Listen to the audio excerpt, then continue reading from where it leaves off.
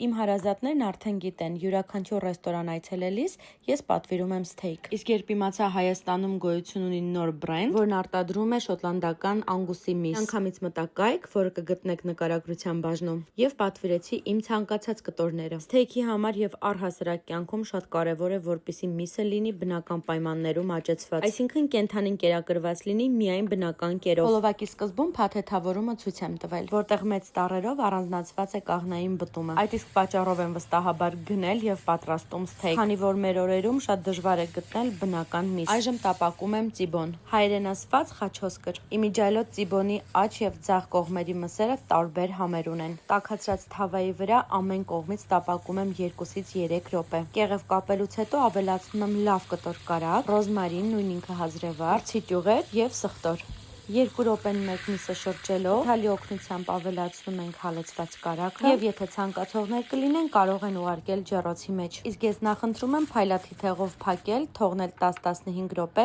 եւ մատուցել։ Փայլաթիթեղն օգնում է մեզ, որպեսզի համերը մսի մեջ մտնի եւ լավ հյութեղ ստացվի։ Էջն ու հղումը կգտնեք ներքևում։ Սև անգուսի միսը իսկապես փորձել է պետք։ Հոկտեմբեր ամիսը հայտարարում եմ մսային սթեյքային համեղ ամիս։ Դու հետևիր էջիս, որպեսզի բաց չթողնես։